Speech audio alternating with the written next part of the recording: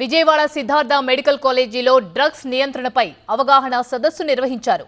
ఈ కార్యక్రమానికి ముఖ్య అతిథిగా EAGLE chief RK Ravikrishna, DCP Saritha, Siddhartha medical college విద్యార్థులు హాజరయ్యారు. రాష్ట్రంలో డ్రగ్స్ కి చోటు లేదన్నారు రవికృష్ణ. ఇందులో ఎంతటి వారున్నా ఎవరిని వదిలిపెట్టబోమన్నారు.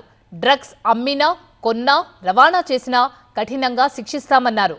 డ్రగ్స్ ఫ్రీ ఆంధ్రప్రదేశ్గా తీర్చిదిద్దడమే లక్ష్యమంటున్న ఈగల్ చీఫ్తో మా correspondent Vasanth face to face.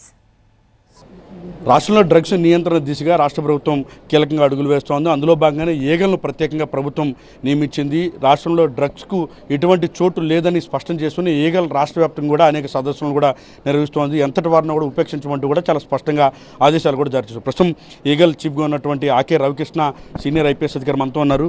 సరే, ఏంటి ఎలా చూస్తారు? ఇటీవల కాలంలో డ్రగ్స్కి సంబంధించి వరుసగా పట్టుబడుతున్నటువంటి ఘటనలు మీరు చూస్తున్నారు. అందులో ముఖ్యంగా యువత ఎక్కువగా ఉంటున్నారు, అంటే ప్రొఫెషనల్స్. సో ఎట్లా చూస్తారు ఈ కేసులకు సంబంధించి? వీటిని నిరోధించడానికి ఏ రకంగా ముందుకెళ్ళబోతున్నారు? ఈరోజు సిద్ధార్థ మెడికల్ కాలేజ్లో ఈ అవగాహన సదస్సు పెట్టడం జరిగింది. ఆంధ్రప్రదేశ్ ప్రభుత్వం ప్రతిష్టాత్మకంగా ఈగల్ వ్యవస్థను తీసుకొచ్చింది.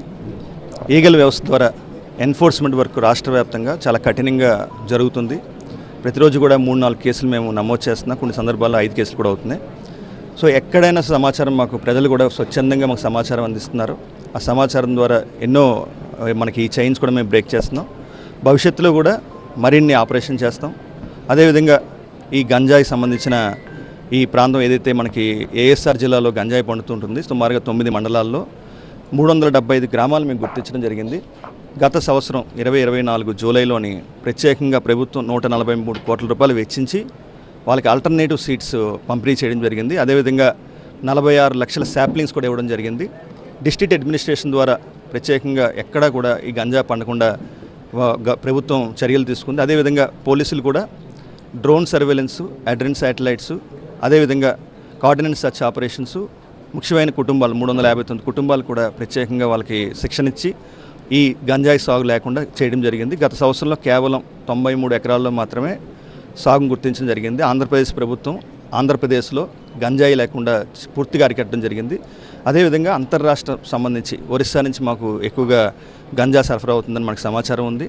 ఒరిస్సాలో సుమారుగా 5 జిల్లాల్లోని ఈ గంజాయి పండుతుంది.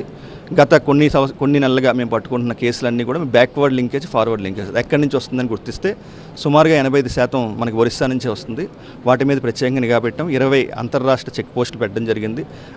మొత్తం 26 జిల్లాల్లో పోలీస్ యంత్రాంగం మొత్తం కూడా పూర్తి కఠినమైన చర్యలు తీసుకుంటుంది. ఎక్కడైనా అపార్ట్మెంట్లో కానీ, వీధుల్లో కానీ, కాలేజీల్లో కానీ ఎక్కడ జరిగినా సరే కఠినంగా వ్యవహరిస్తాం. ఈగల్ చీఫ్ అయితే చెప్తోంది, రాష్ట్రంలో 80% డ్రగ్స్కు చోటు లేదు. ఎవరు డ్రగ్స్కి అన్యం చేసినా కూడా, అమ్మినా కొన్నా కూడా చట్టపరంగా కఠిన చర్యలు తీసుకుంటాము. అలాగే ఇటీవల కాలంలో పట్టుబడుతున్నటువంటి డ్రగ్స్కి సంబంధించినటువంటి వ్యవహారం కూడా చాలా సీరియస్గా దృష్టి సారించామంటూ కూడా ఇటు ఆకే రవికృష్ణ అయితే చెప్తున్నారు. రాష్ట్రంలో ఎట్టి పరిస్థితుల్లోనూ డ్రగ్స్ను అనుమతించము, అటువంటి చర్యలకు ఎవరు పాల్పడినా కూడా వారిపైన కఠిన చర్యలు తీసుకుంటామంటూ కూడా ఆయన స్పష్టం.